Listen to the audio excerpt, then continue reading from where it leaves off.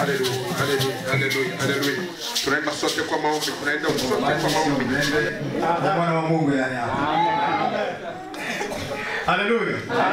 Bwana asifiwe. Amen. Nashukuru Mungu sana kwa watu nyinyi wote. Na tunawakaribisha pia hapa Grembi. Kama sio mara ya mwisho, ni mara ya kuendelea tu. Mpaka mwisho. Haleluya. Ndugu, tafadhali na kudeplacer kitu. Yeah. Lakini mimi sikupenda kuhusi wapigaji wa ngoma. Mimi nakuwa na nyimbo zangu za kibembe zemi napendaka. Niko mbembe pia. Kuna nyimbo moja ya Kiswahili najua mnajua ni wote. Hata wale umwambie Yesu hata wale umwambie Yesu hata wale umwambie Yesu hata wale hata wale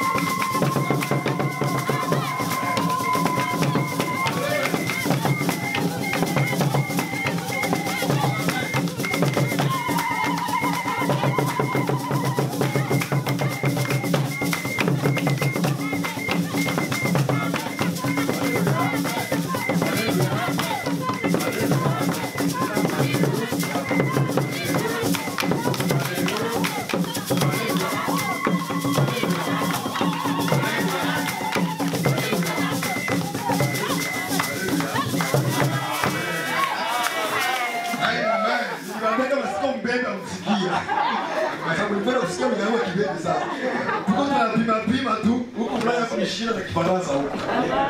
Itatu. Tafadhali sana, mbona ngine mimi kilezi? Bwana Yesu asifiwe. Amen. Kwa hiyo mnisamee kidogo juu mimi sitaongea Kiswahili, sijui kuhubiri Kiswahili, sijui Kiswahili pia. Sasa nitaongea Kifaransa. Ndio na mwana nitiwe kuhubiri Kifaransa. Kwa hiyo interprete wangu yuko hapa, atapima kusema Kiswahili. Kwa hiyo mbele kuendelea mbele, nina vitabu viwili hapa. Ninajua ya kwamba kuna watu walipia vile vitabu. Maana yake sio wa soda. Ni barebel. Ninaiweka hapa kwa yule anajisikia. Ni vitabu Biblia ya Kifaransa. Na Mungu akinisaidia pia nikienda Kongo, nikirudi, je vous assure, nitaleta Biblia za Kiswahili bure. Amen.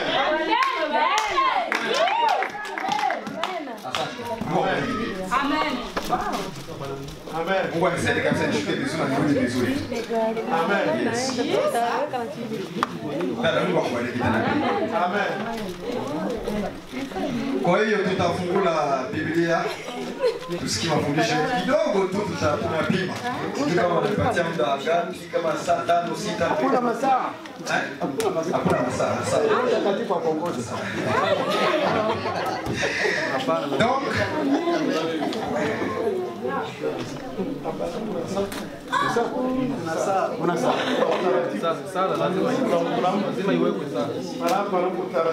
basi twende basi.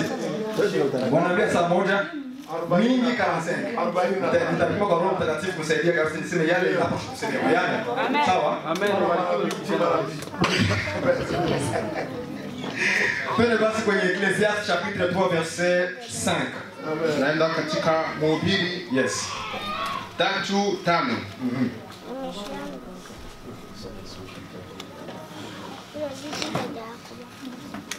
Ecclésiaste chapitre 3 Mhubiri sura ya 3 5. mstari wa 5. Tunasoma Mhubiri sura 3 mstari wa 5 na Amen. katika jina la Yesu tunasoma. Ndio. Wakati wa kutupa mawe na wakati wa kukusanya mawe. Ndio. Wakati wa kukumbatia na wakati wa kukumbatia, wa kutokukumbatia. Amen. Amen. Amen. Je veux que nous puissions retenir seulement les 2 versets qui commencent. Nataka tushikilie vipengele viwili ambavyo vinaanza. La Bible commence à dire au verset 5. Biblia inaanza kusema katika sura ya 5. Il y a un temps pour lancer les pierres. Kwamba kuna muda wa kutupa mawe Et il y a le temps pour ramasser les na pierres. kuna muda wa kuokota hayo mawe. Alors aujourd'hui, je veux que vous puissiez prendre attention. Sasa leo nataka tukue na uangalifu. Donnez-moi votre oreille Unipe masikio yako et moi je donnerai ma bouche. na mimi nitakupa kinywa changu. Donc nous allons marcher tout doucement. Kwa hiyo tutaendelea polepole. Par cette verset, Kwa sura hii on va faire sortir quelque chose de très important que l'église en a besoin. tutatoa jambo moja la muhimu sana ambalo kanisa linahitaji. Il y a un temps pour lancer les pierres. Neno linasema kuna muda wa kutupa mawe Mais il y a un temps pour ramasser les na pierres. kuna muda wa kuokota mawe. Nous voulons poser la question à Dieu. Sisi tunataka kumuuliza Mungu swali. Quel est ce temps de lancer les pierres? Muda gani huo wa kuyatupa mawe? Et quel est ce temps de ramasser les Muda pierres? gani huo wa kuyaokota? Et qui a lancé les Na ni pierres? nani ambayo aliyatupa mawe? Et qui a ramassé Na ces ni pierres? nani ambayo aliyaokota? Alléluia. Amen. C'est très important. Ndio ni jambo la muhimu avec sana. les Écritures. Nabidi tuende na Biblia jinsi Comme dans notre inavyosema. habitude, Kama kawaida yetu, on ne raisonne pas sur les Écritures. sisi hatufikirie On kusoma ne réfléchit maandiko. pas. Hatuwazi kusoma On maandiko. ne met pas nos pensées dans la Bible. Hatuweki hata mawazo yetu Il ndani ya est Biblia. strictement interdit Na hiyo inakatazwa à tout temps kwa mtu yeyote de donner sa semence à l'épouse de Christ. kwamba asitoe mbegu yake kwa C'est-à-dire, bibi ya Yesu Kristo. c'est-à-dire, Inamaanisha moi, mimi quand je prêche, wakati na ubiri, quand j'enseigne, wakati nafundisha, je ne peux pas donner ma semence à moi. siwezi kutoa mbegu yangu mimi, Je ne peux pas donner mes pensées, siwezi kutoa mbegu yangu mimi ni mes raisonnements kwa mawazo yangu, je dois donner la semence de Dieu. napashwa nitowe mbegu ya Mungu, Car les Écritures interprètent les Écritures. kwa sababu maandiko yanatafasiri, na ni hivi Si ndivyo nous tous wanafundisha marchons comme Biblia. ça, il n'y aura pas de problème avec les croyants. Na pata kuwa tatizo katika wanaoamini. Amen. Tuko sawa. On n'aura pas de problème pour ça. Hakutakuwa tatizo yoyote, Mais le problème est que lakini tatizo iko kwamba lorsque les gens commencent à prêcher, wakati watu wanaanza kuhubiri, enseigner, kufundisha, donc toujours les pensées. lakini wanafundisha tu On l'a mawazo. déjà dit.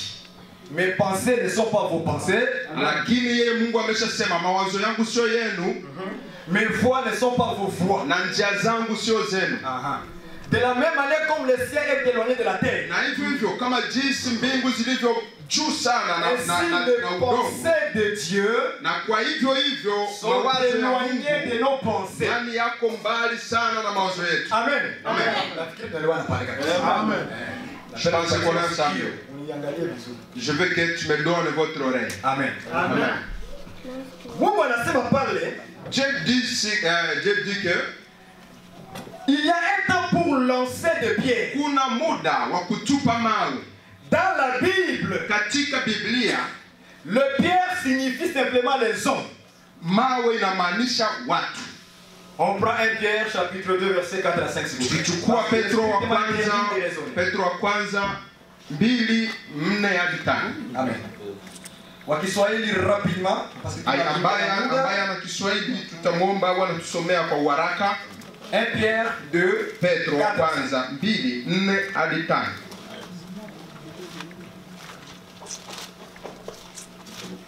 En français, on dit ceci. Approchez-vous de lui, pierre vivante, rejetée par les hommes, mais choisie et précieuse devant Dieu. Et vous-même, comme des pierres vivantes, édifiez-vous pour former une maison spirituelle, un saint sacerdoce, afin d'offrir des victimes spirituelles agréables à Dieu par Jésus-Christ. En soyez s'il vous plaît. Tunasoma waraka wa kwanza wa Petro 2:5 inasema hivi katika jina la Yesu Kristo. 4 hadi 5. 4 hadi 5. 2:4 hadi 5.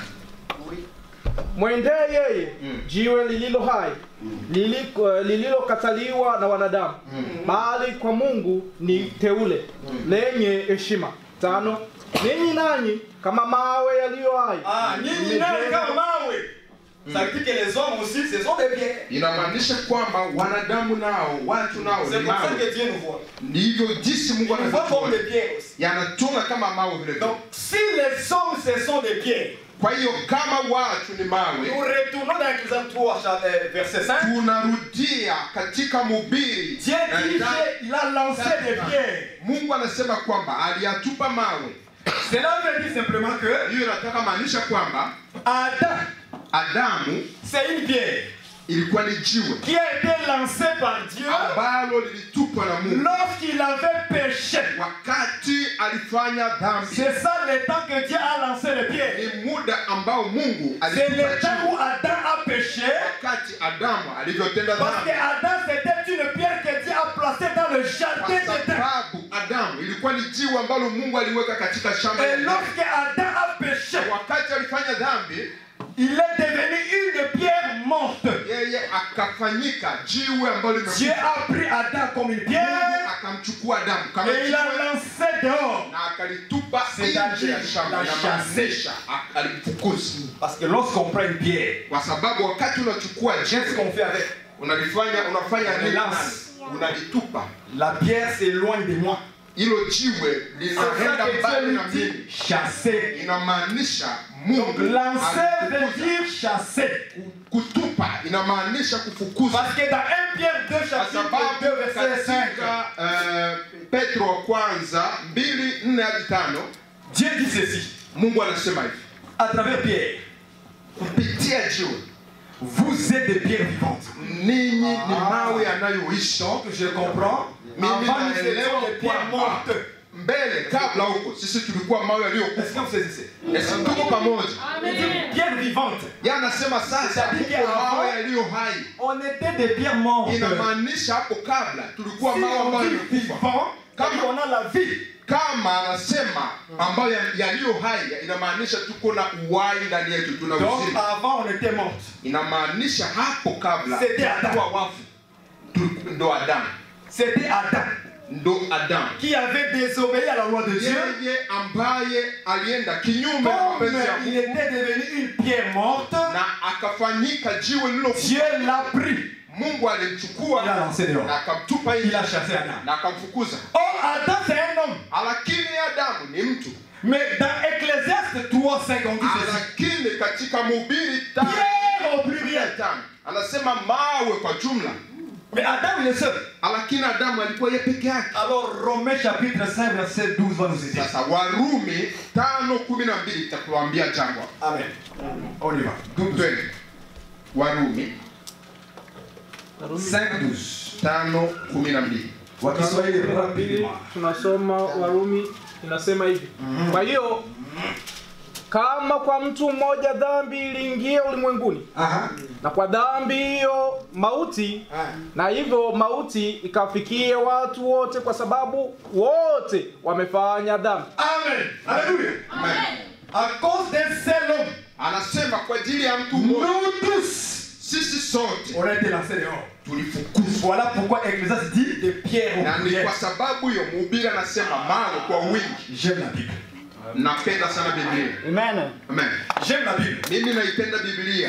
Un seul homme, Mtu mmoja, une seule pierre jiwe moja a péché.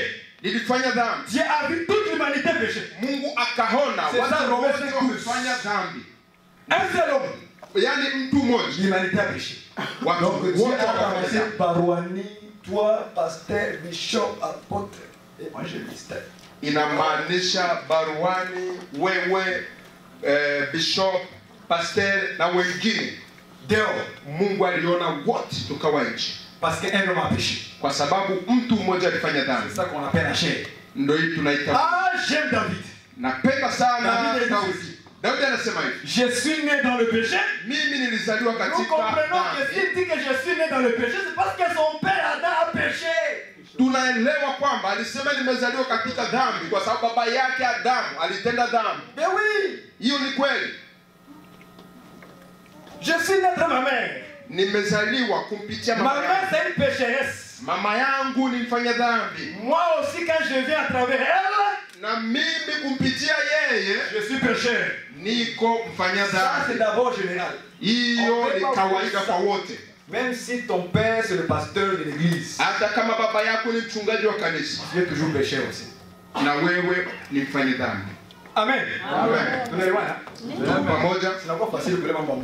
Je pense que c'est tellement facile de comprendre la parole de Dieu. Très facile. Rahisi sana. Très facile. Rahisi sana. On n'a pas raisonné. On n'a pas réfléchi. Hatujawaza sana, hatujafikiria sana. Je n'ai pas encore commencé mon message. Je suis en train d'introduire le Sija message. hapa niko mwanzo, ni mwanzo wa ujumbe wangu. Donc Adam comme une pierre, Kwa hiyo Adamu kama jiwe il a péché, lilitenda dhambi, il est devenu une pierre morte. likafanyika jiwe ambalo Dieu l'a limekufa, pris, na Mungu akalichukua lile l'a jiwe lancé. akalitupa. Deuxième partie, Sehemu ya pili, la Bible dit encore, Biblia inasema il tena y a un temps pour ramasser le kuna pierre muda wa kuyakusanya yale et mawe le ramener à sa place. na Du jardin d'Éden. kuyaleta katika sehemu yake. Or, le jardin d'Éden, c'est quoi? Sasa hiyo shamba ya Edeni ni nini? C'était le paradis d'Adam. Ilikuwa ni paradiso ya Adamu. Ah, donc nous comprenons que Tunakwenda kuelewa hapo kwamba lorsque Adam était dans le jardin d'Éden wakati Adamu alikuwa katika shamba ya et qu'il Edeni a péché, na akafanya dhambi, Dieu l'a chassé du ciel, Mungu du alimfukuza. paradis. Mungu akamtoa Dieu a hapo fermé le paradiso alipokuwa, Et Dieu a fermé le ciel. na Mungu akafunga mbingu. Je ne vais pas expliquer le Sitaki chemin, kueleza le chemin qu'il fallait passer. njia, C'est trop de détails. Ça prend. inaweza ikatuchukue muda, inaweza ikatuchukue muda, inaomba mafundisho. Amen. Donc nous tous on était en dehors du ciel, Kwa hiyo sisi sote tulikuwa nje ya comme des mbingu pierres mortes. kama mawe yaliyokufa. Mais Dieu doit nous ramener à notre position initiale. Mungu anatuchukua, anataka tulete katika Ataweza sehemu yetu ya kwanza. kutuleta kutokuwa mbele. Yeah. Amen. Amen. C'est ça que Dieu voulait. ndio ambayo Mungu alitaka. De nous amener là où est-ce que nous étions. Yaani kututoa pale tulipo na tulete sehemu tuliyokuwa kwanza. Comment est-ce que Dieu a fait ça? Sasa ni namna gani Mungu afanye? Je cherche encore une autre pierre dans la Bible. Natafuta On va parler de pierre. Petro mwingine ndani ya Biblia. Jiwe mwingine ndani ya Biblia. On va chercher encore une autre pierre. Yaani tunatafuta jiwe lingine katika Donc nous Biblia. tous on est dehors. Mettez ça à la tête. On est Kwanza dehors. liweke hili ndani ya kichwa katika mafundisho kwamba Dieu doit nous chercher. Mungu anaenda kutuchukua. Comment il va faire ça? Ni namna gani atafanya hivi? Il faut qu'il envoie quelqu'un qui a la même nature que nous. Inabidi amtume yule ambaye ana wali kama sisi. On va pas lire. Je sais que vous lisez beaucoup. Hapo hatutasoma. Vous lisez trop la Bible, je sais. Nafikiria najua kwamba tunasoma sana Biblia. Lorsque Dieu appelle Moïse, Wakati Mungu alimuita Musa, et dit à Moïse, monte à la montagne. akamwambia Musa, panda mlimani. Je vais te donner des pierres. Mimi nitakupa mawe mawili. On l'appelait table de pierre. Walisema kwamba ni meza ya mawe. Table de pierre. Yaani meza ya mawe. Et Dieu a dit à Moïse, Na Mungu akamwambia Musa, j'écrirai des paroles sur ces des pierres. kwamba nitaandika maneno yangu juu ya mawe yale. Et toi, tu vas amener ces deux pierres Na wewe utayapeleka mawe haya vers le peuple qui sont des pierres. kwa watu ambao ni mawe. Moïse a monté sur la montagne Musa akapanda mlimani et il est descendu avec les deux pierres. na akashuka na mawe mawili. Arriva au pied de la Na montagne, alipofika mwisho wa mlima, Moïse a vu le peuple en train de idolâtrer. Musa akaona wana wa Israeli wanafanya dhambi, wanaabudu Mungu.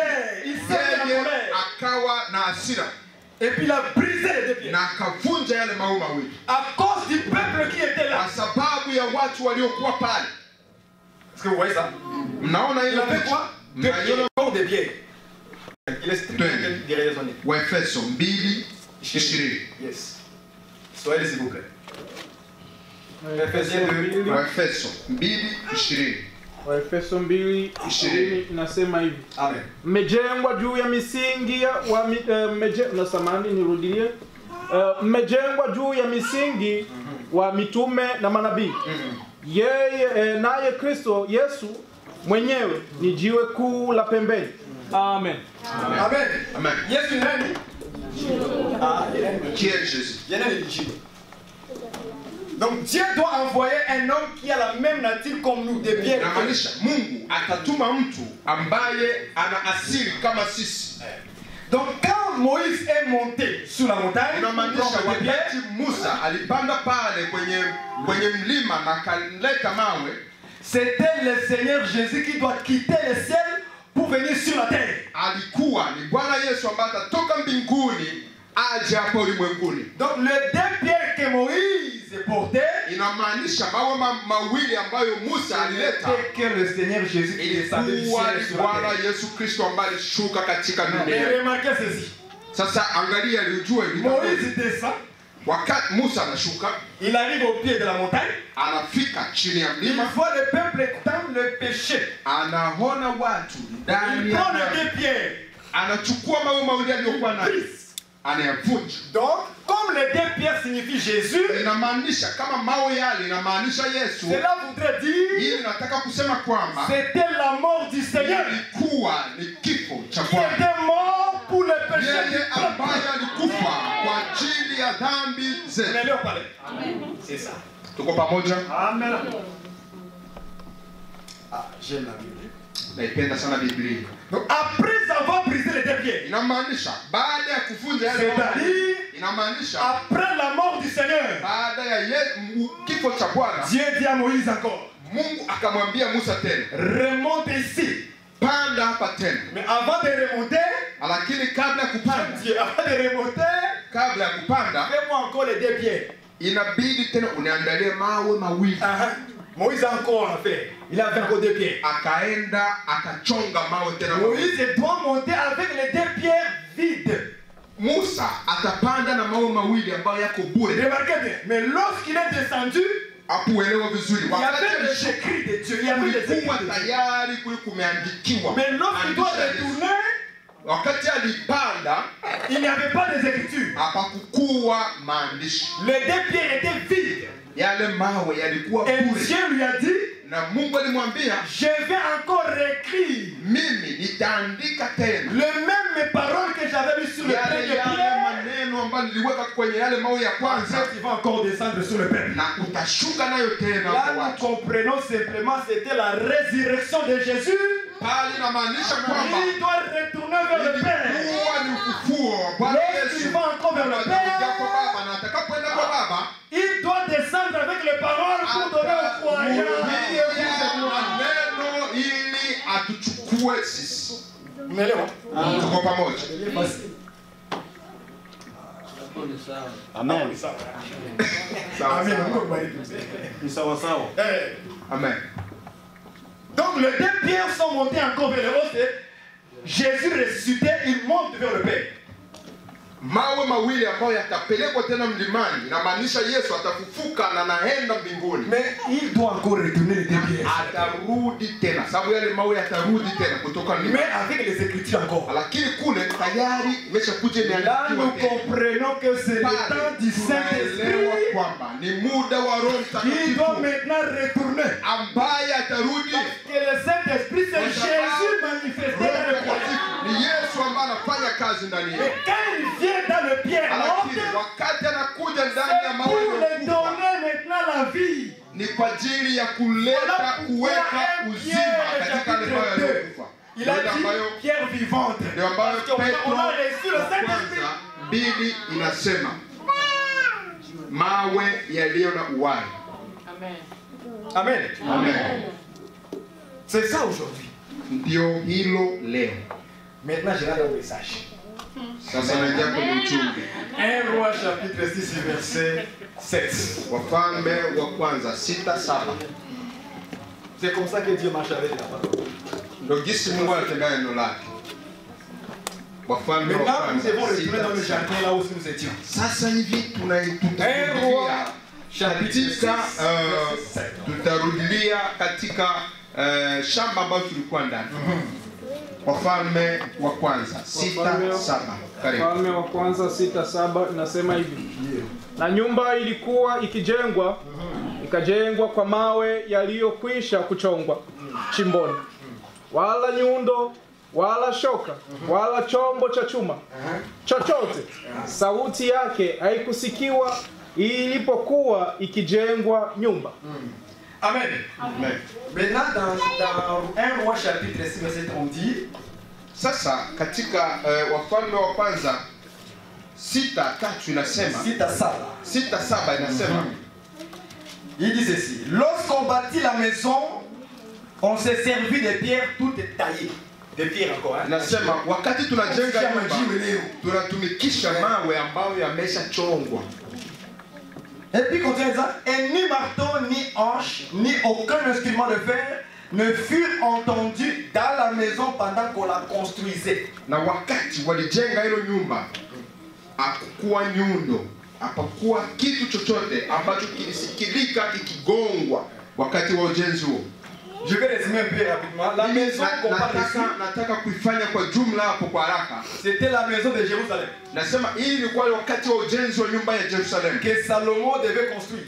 Wakati Sulemani alienda kujenga, On l'appelait la maison de Dieu. walisema waliita nyumba ya Bwana. Mais pour la construire, Lakini kwa kujenga hii nyumba on devait utiliser des pierres. walipashwa kutumikisha Dans ces mawe, versets, on dit des pierres taillées. kwa sababu hapo wanasema On mawe devait les yaliyochongwa. transporter. Alléluia. Ilibidi wayapeleka hayo mawe, On devait les transporter ilibidi wayapeleka hayo mawe pour construire la maison de ili Dieu. wajenge nyumba ya Bwana.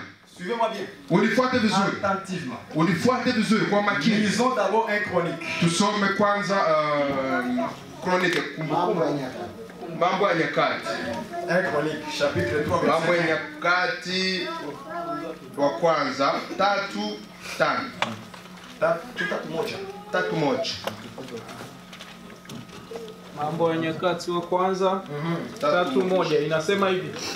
Basi hao ndio wana wa Daudi waliozaliwa huko Hebroni. Amnoni mzaliwa wa kwanza, mwana wa Ahinoamu. S'il te plaît, pardon. C'est deux chroniques plutôt. Wa pili. Sorry. Mambo ya Nyakati. Mambo ya Nyakati wa pili 3:1.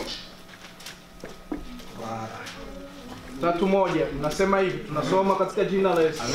Ndipo Sulemani akaanza kujenga nyumba ya Bwana huko Yerusalemu juu ya mlima Moria, pale Bwana alipotokea Daudi babaye, alipotengeneza mahali pale alipoagiza Daudi, katika kiwanja cha kupuria cha Arauna.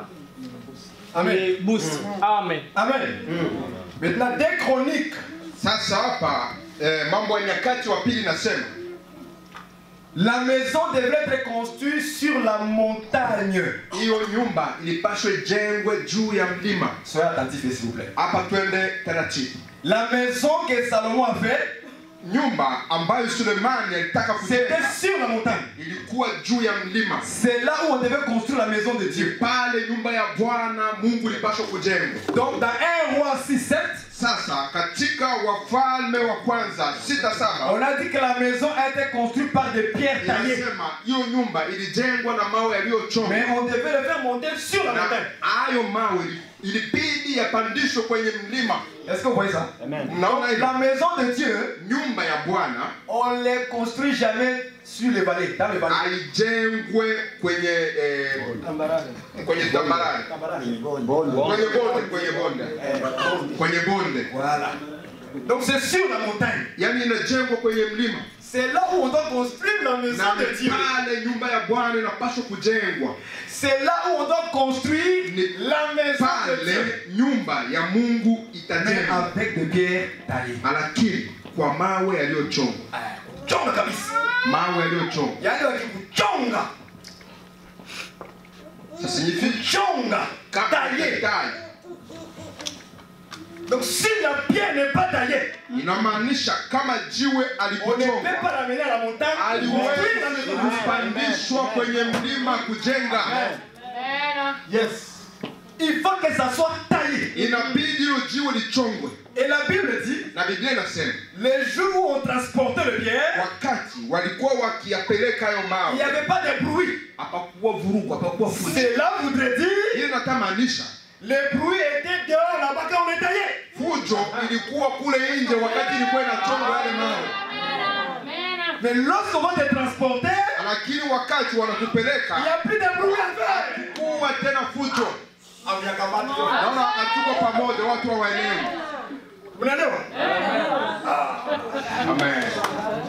Amen. Donc, le pied doit être taillé. Inabidi mawe yachongwe. Cherchons un peu les marteaux. Tutafute kwanza nyundo. Cherchons les marteaux. Tutafute nyundo. On est raisonné pas. Hatujafikiria. Tunaenda On cherche les nyundo. marteaux dans la Bible. Tutafute kwanza nyundo ndani ya Parce qu'on Biblia. a dit qu'il n'y avait pas de bruit des marteaux. Sawa sema pale kwenye ujenzi hapakuwa vurugu, hapakuwa Ça veut fujo. dire que les marteaux a travaillé là-bas. Inamaanisha hizo nyundo zilifanya kazi huko nje. Quand on taillait les pieds. Wakati walikuwa wanazichonga huko. Mais quand on a transporté, Lakini wakati le waliyapeleka marteau a fini son travail. nyundo hizo kazi yake iliisha. Jérémie 23. Yeremia Marteau. 23:29. Yeremia 23:29. Yeremia 23:29. Neno langu si kama moto, asema Bwana, na kama nyundo ivunjayo mawe vipande vipande. Ah! Maintenant je comprends Jérémie ce qu'il dit. Pale naelewa Yeremia nini anasema. Ma parole n'est-elle pas un feu? Anasema je, neno langu sio moto? Un marteau. Nyundo Donc le marteau, inamaanisha nyundo c'est la parole de Dieu neno la Mungu. Amen. qui doit tailler les pierres. Ambalo litachonga mawe, Donc c'est la parole yani qui neno nous taille. ambalo linatuchonga. Après avoir fini de tailler, Baada ya kumaliza kuchonga, on doit prendre les pierres taillées, kuwa yale mawe l'amener à yaliyochonga la montagne yanapelekwa mlimani, et construire la maison de Dieu. jenga nyumba ya Qui Mungu. n'a pas été taillé par la parole, Yule ambaye tu ne hakuchongwa peux pas na être neno transporté à la montagne. hawezi kupelekwa mlimani pale kujenga. Vous voyez ça? Naona hilo C'est ça la Bible. ndio hilo Biblia C'est comme ça inasema. qu'on comprend la Bible. Hapo tunaielewa Facile. kawaida. inamaanisha mawe ambayo c'est vous et moi ni wewe ni mimi qui sont taillés par le marteau la parole. Tumechongwa na nyundo za neno. Après avoir taillé le pied par la parole, Tumechongwa ayo mawe, on va nous transporter à la montagne. tutapelekwa. On va définir c'est quoi la montagne. Tutakwenda kuona mlima ni nini.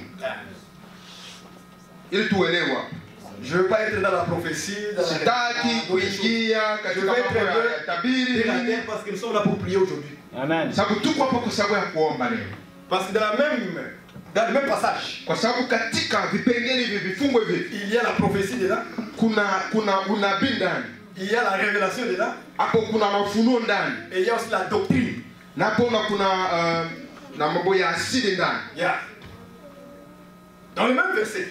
Katika sehemu hiyo moja. Mais nous allons toucher un peu la doctrine. Lakini tutagusa kidogo Parce na que asili. c'est ça qui est important pour l'église. Kwa sababu hii ndo ya lazima sana Parce kwa que kanisa. cette maison-là, Kwa sababu hiyo nyumba hiyo ce n'est pas une autre maison. haikukuwa nyumba nyingine kawaida. Timothée chapitre 3, Timotheo wa kwanza verset 16. Cherchons la maison 3:16. dans la Bible. Tuangalie hiyo nyumba ilikuwa ni nini. 1 Timothée. Timotheo wa kwanza 3:16. Tuangalie hiyo nyumba ni nini. Timotheo wa kwanza 3:16 inasema hivi. Nasoma katika jina la Yesu. Amen. Na bila shaka siri ya utauwa ni kuu. S'il vous plaît, commence au verset 14. Anza 14. Tunaanza 14 inasema hivi. Pour comprendre. Na kuandikia hayo nikitaraji kuja kwako hivi karibu. 15. Lakini nikakawia upate kujua jinsi ipasavyo watu kuenenda katika nyumba ya Mungu. Ili katika nyumba ya Mungu iliyo kanisa la Mungu. Tunaelewa.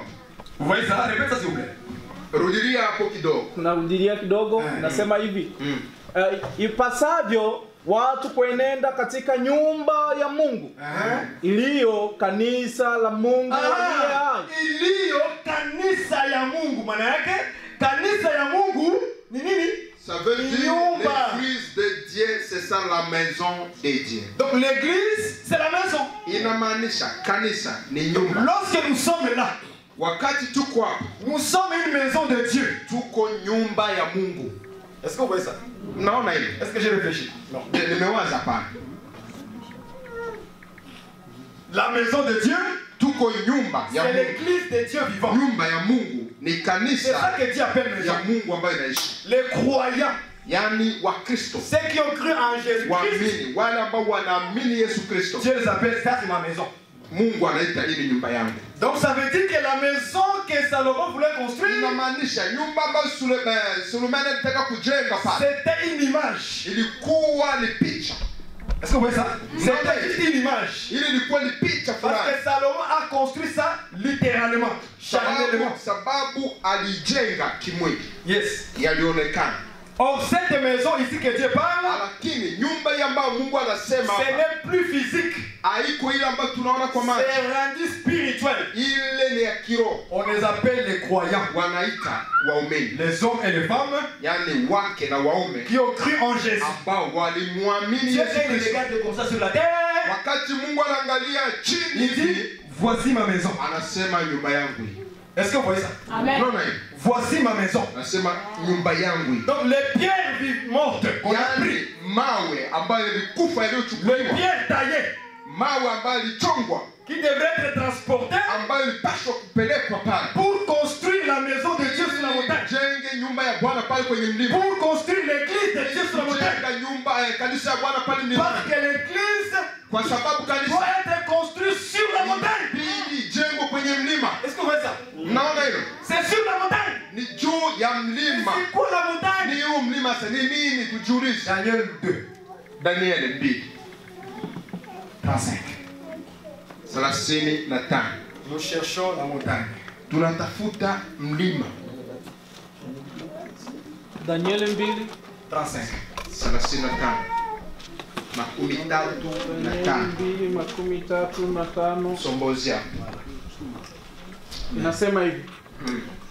Ndipo kile chuma na ule udongo na ile shaba na ile fedha na ile dhahabu vilivunjwa vipande vipande pamoja, vikawa kama makapi ya viwanja vya kupepetea wakati wa hari. Upepo ukavipeperusha hata pasionekane mahali pake, na lile jiwe lililoipiga hiyo sanamu likawa milima mikubwa, likaijaza dunia yote. Amen. Et puis on nous dit qu'une pierre a été détachée. Apale wanatuambia kwamba jiwe moja lilitenganishwa. Cette pierre là, Jiwe hilo dans Daniel 2:35, katika Daniel 2:35 cette pierre est devenue une grande montagne. inasema hilo jiwe likafanyika mlima mkubwa. Est-ce que vous voyez ça? Mnaona hilo? Pierre est devenue montagne. Jiwe limefanyika mlima. Pierre égale montagne. Inamaanisha katika Biblia jiwe ni mlima. Est-ce que vous voyez la même chose que moi? Mnaona kitu kama Daniel 2:35. Daniel 2:35. Ndugu yangu, soma tena pale ile fasi. Urudilia pale Jiwe tuelewe. ikakuwa Jiwe likafanyika narudilia kuwa na lile jiwe lililoipiga hiyo sanamu ikawa milima asante mikubwa. sana. Ikawa Milima mikubwa. donc le jiwe ikakuwa mlima. C'est comme ça que Dieu voit les choses. ndio kisi Mungu anaona mambo. Pierre devenue montagne. Jiwe kufanyika mlima. Nous avons vu dans Ephésiens 2:20, Tuliona katika Waefeso Jésus-Christ est la pierre angulaire. Yesu yeye ndiye jiwe la pembeni. Vous voyez ça? Donc la pierre qui a détruit la statue. Yani jiwe ambalo lilivunja sanamu lilikuwa ni Yesu Kristo. Je ne vais pas expliquer Daniel dans la prophétie. Sitaki kutafadhilia Danieli katika unabii wake. Je prends seulement la pierre qui est devenue montagne. Mimi nachukua tu jiwe ambalo lilifanyika mlima. C'était le Seigneur Jésus Ilikuwa ni Bwana Yesu Kristo qui est devenu une grande montagne sur la terre. alifanyika mlima mkubwa Est-ce katika que vous voyez ça? dunia. Donc Tunaona la pierre c'est la montagne. inamaanisha jiwe Mais ni mlima. la maison de Dieu doit être construite où? Na nyumba Ah, ya montagne. Bwana inapaswa Donc jengwa sur quoi? wapi? C'est sur la pierre. Mlima. Donc Na sur Jésus. juu ya mawe. Donc l'église doit être construite sur Jésus. Inamaanisha kanisa inabidi lijengwe juu ya C'est ça qu'on Yesu Kristo. appelle le fondement. Hiyo ndio tunaita msingi. Vous voyez ça? Unaona hiyo? Lorsqu'il n'y a pas le fondement dans l'église, Wakati hakuna msingi katika donc kanisa, Jésus n'est pas là.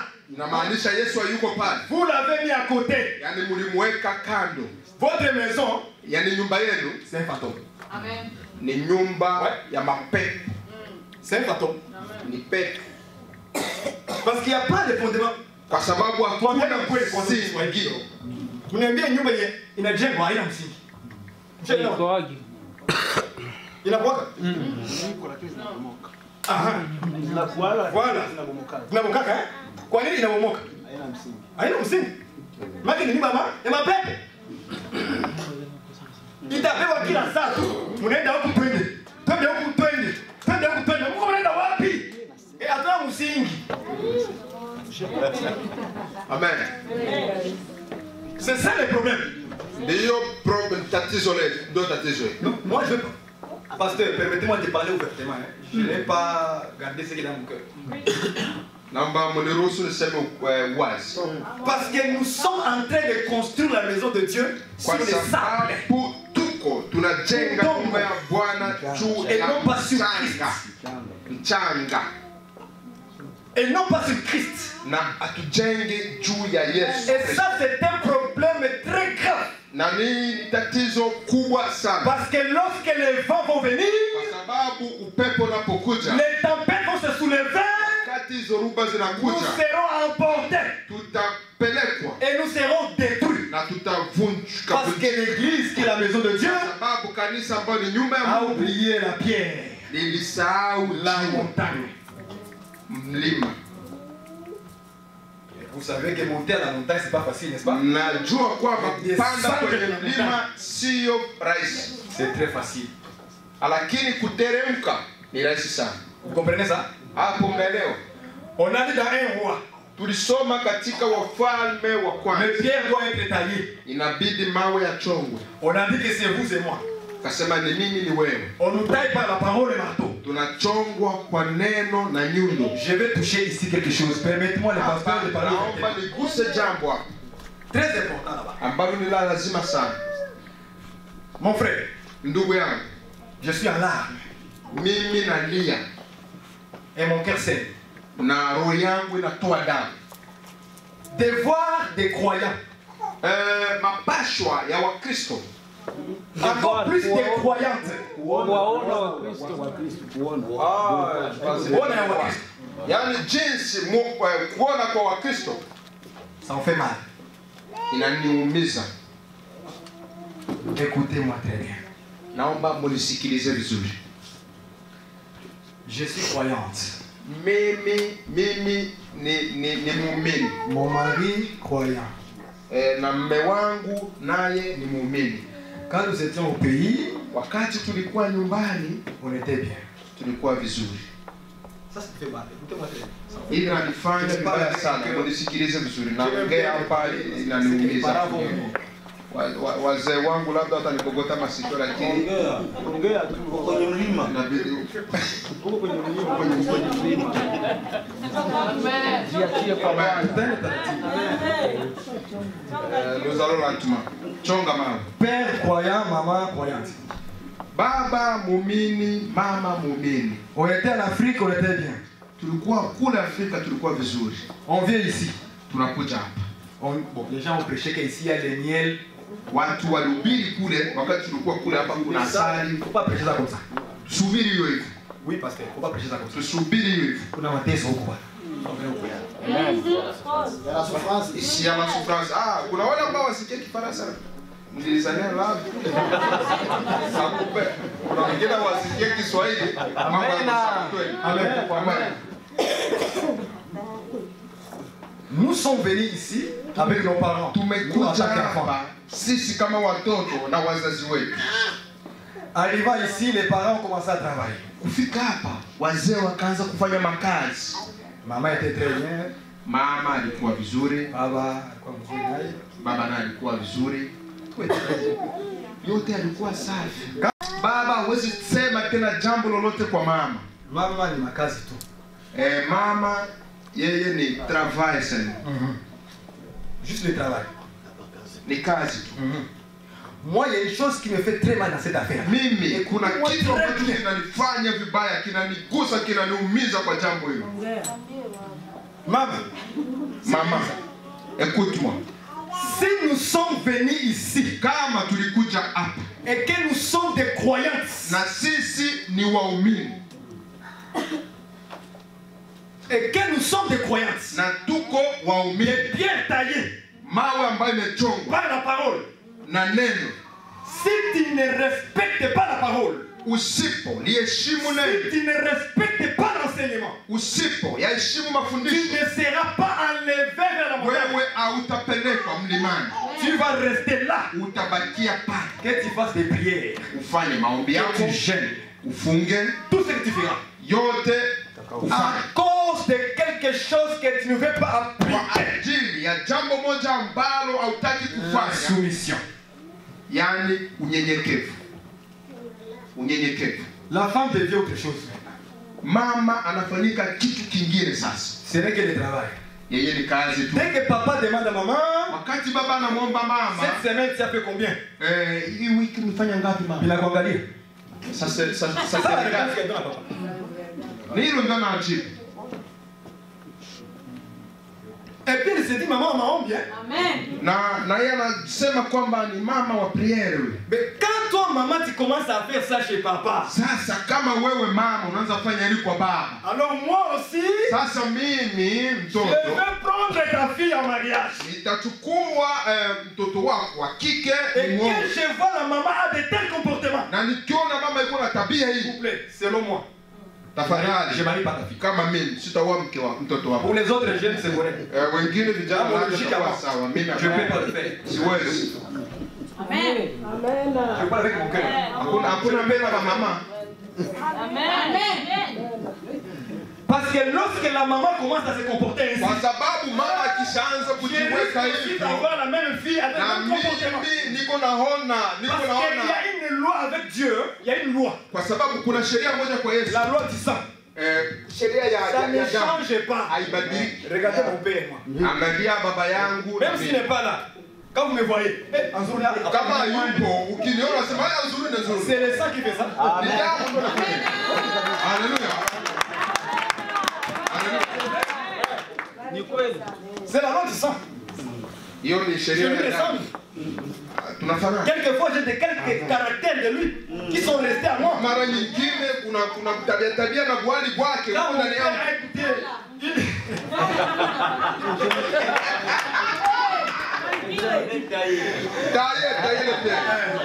quand mon père Wakati babangu a écouté une de mes vidéos sur YouTube à la maison, alisikiliza ujumbe wangu mmoja kwenye YouTube. moi j'ai l'habitude d'enseigner. Mimi nina mazoea ya J'écrivais. kuandika. Ok? Mon père, il m'a dit, Wakati alisikiliza hilo akasema et il s'est souvenu que lui aussi. yeye akajikumbusha kwamba na yeye pia alikuwa akifanya hivyo, Et j'ai compris que non, c'est la loi du sang. na mimi nikaelewa kwamba ni Sauf que sheria ya damu, moi je le fais dans le Seigneur. lakini mimi naifanya katika Lui l'a fait comme un somme à l'école. lakini yeye alikuwa anafanya shuleni. Vous voyez ça maintenant? Amen. Parce que c'est le sang. Sababu ni damu. Donc si moi je vois que ta fille, voilà la maman plutôt la maman, Ukiona kwamba mama avec des mauvais comportements, ana tabia caractère, mbaya na hali mbaya, je ne peux pas prendre ta fille en mariage. itakuwa vigumu kuoa mtoto wako, Parce que moi je suis beaucoup dans la parole. C'est ça. kwa sababu niko sana J'ai une kineno, maladie, j'ai une maladie comme ça. kwa sababu ni neno ni kama ugonjwa Il y a une wangu. écriture qui dit Neno linasema hivi, telle mère, telle fille. C'est dans Jérémie je crois. jinsi alivyo mama kama Telle jinsi mère, alivyo tel fils. mtoto wake, Vous voyez ça? Parce qu'il y jinsi a des alivyo choses baba kama qui jinsi peut alivyo rester kijana wa kiume. dans la fille. Ces caractères-là viennent de sa mère. Inamaanisha kuna mambo, kuna hali ya mama itakuwa ndani ya kijana Et wake wa ça kike, risque dans ma foi et dans ma conduite aussi, na hiyo inaweza ikaleta tatizo katika, me causer des problèmes dans ma marche avec Dieu. inaweza ikaleta tatizo katika uaminifu wangu na mwenendo wangu na Mungu wangu, Au lieu qu'elle soit une aide comme dit les Écritures, kuliko awe msaidizi kama jinsi Biblia inasema. je préfère m'éloigner et dire non, cette famille-là, ça ne plaît pas. Mimi nafikiria itakuwa vizuri kujiweka kando na familia C'est yangu. comme ça, maman. Ndio hivyo mama, Vos filles vont durer longtemps dans vos maisons. watoto wenu watakawia katika manyumba yao Vous comprenez ça? kwa sababu ya yale ambayo mlifanya mazuri. Parce que s'il y a un jeune ici, s'il y a un jeune ici, s'il y a un jeune ici Inamaanisha kama hapa kuna kijana qui aime beaucoup la parole, ambaye anapenda sana neno, qui aime beaucoup Jésus, ambaye anampenda Yesu sana, il voudra toujours prendre une fille aussi qui aime Jésus. inabidi achukue msichana naye ambaye anampenda Yesu. Au moins que ça soit un jeune qui est dans la forêt. Labda akuwe kijana ambaye yuko ndani ya pori, ndani ya pori, ndani ya ulimwengu. Au moins que ça soit comme ça. Labda akuwe yule ambaye Et yuko ndani ya celui qui est ulimwengu, dans ces choses, lakini yeye ambaye yuko ndani ya kitu hiki il vérifie si la maman marche avec la doctrine. anaangalia kama mama anatembea na neno. Voilà. Kama iko tayari. Kama mama Ça, je amechoka. moi, c'est comme ça que je fonctionne. Ndio jinsi nilivyo mimi. Je regarde dans la famille. Naangalia ndani ya nyumba. Alors, tu n'as pas dit. Après je recule un peu. Mais si je vois qu'il y a quelque chose, Mais nikiona kuna je me dis ici, il y a des pale bonnes inaendelea indications. hapa, kuna tembo, Je peux prendre ici nitachukua hapa la fille de terre msichana wa peut huyu m'aider aussi. na ili Comme de sa mère et de son père. jinsi anasaidia baba yake. Vous voyez ça? Unaona hilo? Mais si je vois le contraire, Lakini ikiona tofauti je risque de fuir. na mimi naweza Mais nikakimbia, au moins que ce soit par la grâce de Dieu. labda ikuwe kwa neema ya Mungu. Vas-y, prends. C'est moi qui te la donne. Je vais la changer. Mungu ananambia chukua, mimi ndio nakupatia, nitachukua, nitabadilisha. Kwa hiyo sasa ni kwa ajili ya Mungu, yeye ndio amefanya hivyo. Mais par rapport à la parole, Lakini kulingana na je vais neno, d'abord aussi faire examination. mimi itabidi nifanye C'est comme uchunguzi. ça que moi je fonctionne. Nitafanya Et uchunguzi. j'invite tous les jeunes aussi. Na Qui aiment mimi Jésus. naalika vijana wote De marcher ainsi. watembee hivi. Et comme ça, nos mamans vont s'encadrer. Na ni hivyo mama zetu nao watabadilika, watajiweka wakati, watajipanga. Papa aussi c'est pareil. Ni hivyo hivyo na baba. Un papa méchant. Baba ambaye ni mkali. Un papa méchant. Baba mkali. Qui ne respecte pas sa femme à la maison. Ambaye haheshimu hata bibi yake nyumbani. Comment vous voulez que nous les jeunes qui vont se marier plus tard, mnataka sisi vijana ambao tutaoana baadaye wa bibi zao? Elle me fuit. Hata nikimbia mke. Parce qu'elle voit le comportement de mon père envers ma mère. Sababu anaona hali ya baba na mama. Un comportement méchant. Anaona hali. Nous sommes vos enfants. Sisi ni watoto wenu. Ce n'est pas à nous de vous conseiller. C'est à vous de nous conseiller. Kuwashauria. Ça nous fait mal au cœur. Inatuumiza katika roho. Ça nous répète un peu. Amen. Amen. Amen. Nous voulons voir des vrais bien taillés. Sisi tunataka kuona watu ambao wamechongwa ndani ya neno. Les gens qui sont taillés par la parole. Watu ambao wamechongwa na neno. L'enseignement de Christ. Watu ambao wamechongwa. C'est comme ça que la maison de Dieu sera battue sur le fondement. Na ni hivyo jinsi nyumba ya Bwana itakwenda kujengwa juu ya msingi. Touchons les points des jeunes filles et des jeunes garçons. Amen. Amen. Touchons les points des jeunes filles et des jeunes garçons. Tukuse vijana wetu wa kike na wa Je suis kiume. là dans les fondements, je ne suis pas dans la Niko révélation. pale kwa ajili ya Pierre msingi. taillé. Msingi. Le pied taillé.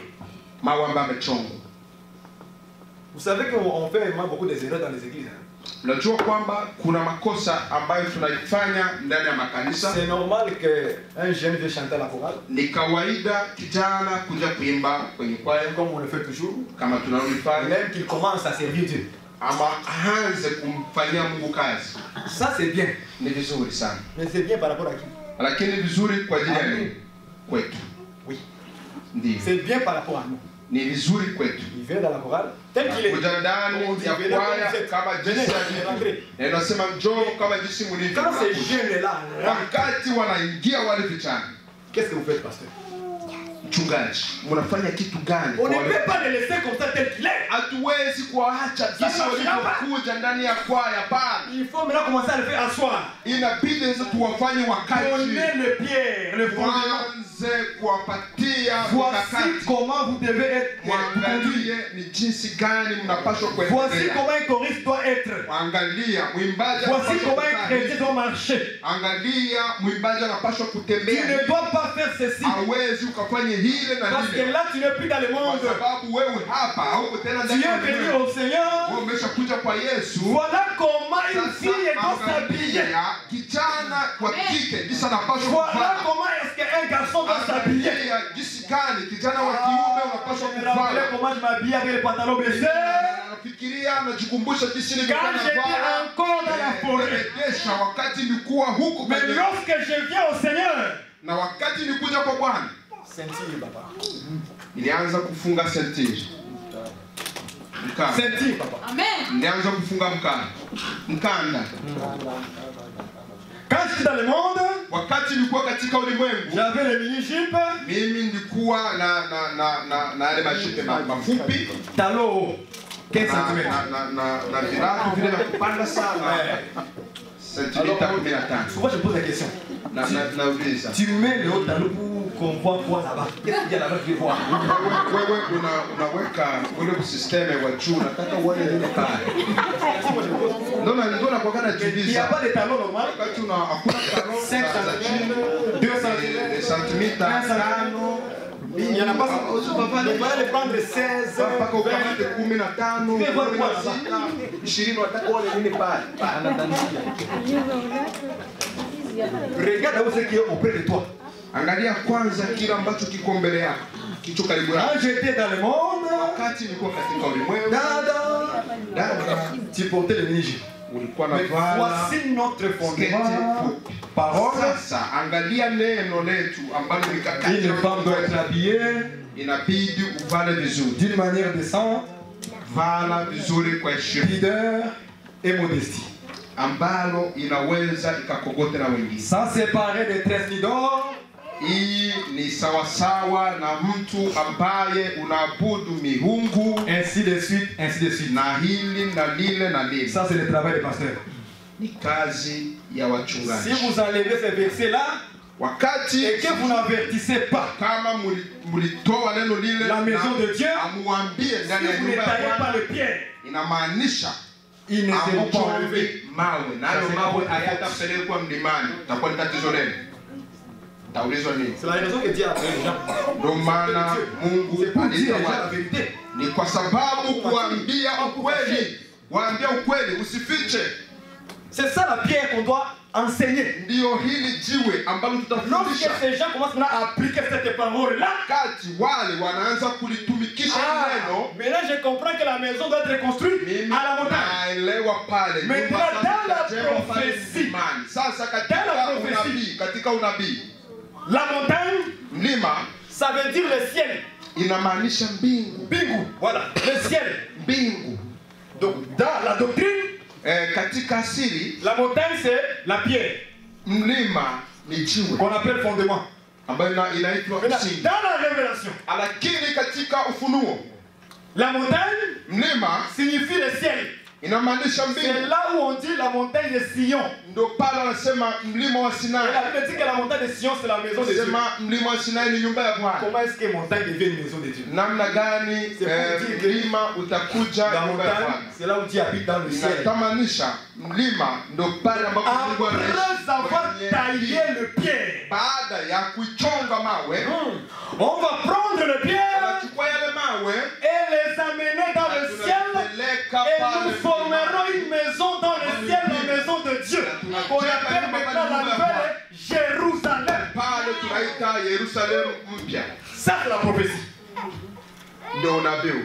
Donc, les pierres qui seront enlevées à la montagne, Namaanisha haya mawe ça veut dire que c'est l'enlèvement de l'église. yaani Nous inamaanisha serons enlevés et allons former une maison de Dieu dans le ciel. kwa pale kwenda kujenga Apocalypse nyumba ya Bwana chapitre 12. pale mbingu. On dit que dans la ville de Jérusalem, Na nasema kwamba katika mji wa Yerusalemu il y avait un temple. kulikuwa na hekalu.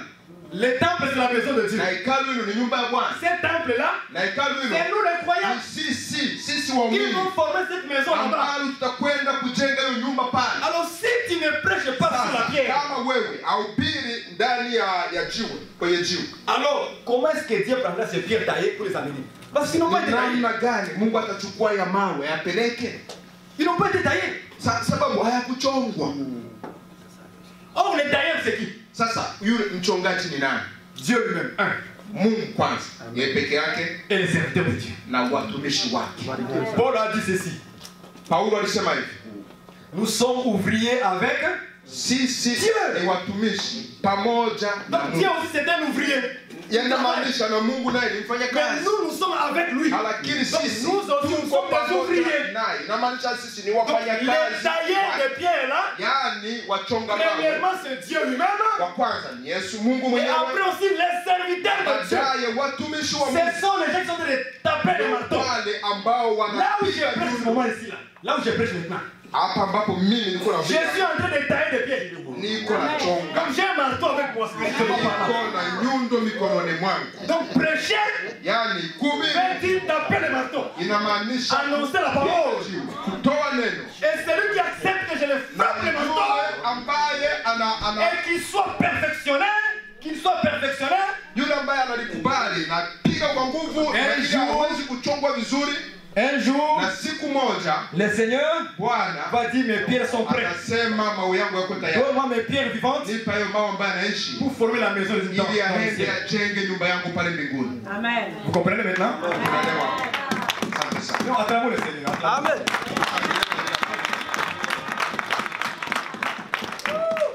Amen. Eh oui. C'est ça. Ndio hivyo.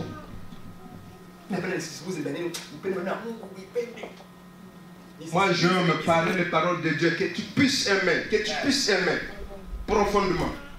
Aimer la parole. Kupenda neno la Mungu. C'est bien beau de prier à Dieu, demander tout ce que nous voulons. Voiture, maison, Ni vizuri kumwomba Mungu yote ambayo tunapenda. Nous aussi, nous avons besoin de se marier. Lakini mko na haja ya kuolewa. Mais la première chose d'abord, Lakini la kwanza c'est aller à la montagne. twende mlimani. Et ces jours-là, ili siku hiyo qu'on ne me trouve pas que je ne suis pas une pierre taillée. nisije kuonekana kwamba niko jiwe lisilochongwa. Lorsqu'on taille une pierre Wakati wanachonga jiwe et qu'on le pose sur la maison, pour construire la maison, wakiliweka kwenye nyumba, ça veut dire que la pierre a été perfectionnée. inamaanisha Le travail jiwe liliwekwa vizuri, lilikuwa Mais si la tayari. pierre a des bobos, Lakini hilo jiwe likishakuwa na vifundo, comment est-ce qu'on va le placer? ni namna gani wataliweka sehemu sahihi? Quitter de le placer à sa place. Parce qu'il y a des bobos. Halitaweza kukaa sehemu yake kwa sababu liko na vifundo. Lorsque tu essaies de mettre la pierre comme ça, Wakati unajaribu kuliweka hivi, ça monte comme ça parce qu'il y a un bobo ici. linapanda kidogo sababu Ouais, ça? kuna kifundo. Lorsqu'on essaie de faire ceci, ça monte. Wakati Il y a un bobo ici. unajaribu kuweka na hapa tena inapanda kidogo. Pour que ça soit aligné. Kuna kengine ambako kako hapa. Inabidi kukatoa kale Dieu est ili très uweze kuwa exigeant. kwenye mstari. Dieu est très exigeant. Mungu ni mtu ambaye yeye Il anasukuma, aime des choses parfaites. anataka kitu ambacho kiko sahihi. Il n'est pas moitié parfait. Ça n'existe pas. Apendi nusu parfait. sahihi, hapana. Ça n'existe pas. Nusu hapana, haipo. Parfait. Yani ambacho iko sahihi. Parce que lui, quand il prend la pierre, Wakati kwa sababu yeye wakati anachukua il jiwe pose, anaweka ça rentre na exactement à sa ile place. vile vile kwenye sehemu yake. C'est comme ça que Dieu est. Ndo gisi Mungu C'est alivyo. ça le principe. Ndo gisi yeye kanuni zake zilivyo. Et les hommes de Dieu aussi Na watu wa Mungu nao doivent avoir le même caractère que Dieu. inabidi wawe na tabia hizo hizo kama za Mungu. Exigeant la parole de Dieu. Yaani watu ambao wanasisitiza kwa Lorsque la neno. Bible dit A, Wakati Biblia inasema A et c'est A. na yeye aseme A. Quand c'est B, Wakati inasema B c'est B. ni B hivyo hivyo. À part ma corruption, tu as mon ça n'existe pas la corruption. C'est pas de corruption dans les affaires de Dieu, non? Aïe, politique. Haipo, c'est pas la politique. Avec ça marche pas avec la parole. Non, pasteur, non, Tu vois pasteur, tu Ah, vois mais quoi, les moi. amants, on peut pas Paul. Ça c'était les affaires Wakati anciennes de Paul, mais aujourd'hui non. Non, non, Mungu anaangalia roho tu. Tu vois, Dieu il regarde seulement le chemin. Quand le pasteur dit oui, Non, mais si tu corruption spirituelle. muona mchungaji anasema ndio, sema huyo Oui, oui. C'est une amepewa corruption. rushwa ya kiroho. On a corrompu. Ouais, ouais. Corruption spirituelle. Rushwa ya kiroho. Corrompu. Amekula rushwa mchungaji. Yes. Mais oui. On doit faire attention. Angalisho sana. Ah oui. Rushwa kiroho. On doit faire très attention. Inabidi On a dit, uwe ah, angalifu. même si c'est ton ami pasteur. Hata kama ni rafiki yako mchungaji, angalia mchungaji toi tu ne comprends pas Ici, ça. non, Mais non. pale, Il faut dire non, non, pas ça. pale usema Parce hapana, que tu mchungaji respectes. hapana, sio inabidi. On doit respecter Njia les ndio Écritures. inabidi La doctrine doit être respectée. Tout le monde. Pour tout le monde. inabidi wote kuheshimu sheria hiyo. C'est ça le vrai Église. Ndio kanisa nzuri ambayo Mungu anapenda. Vous savez, il y a un verset. Unajua kuna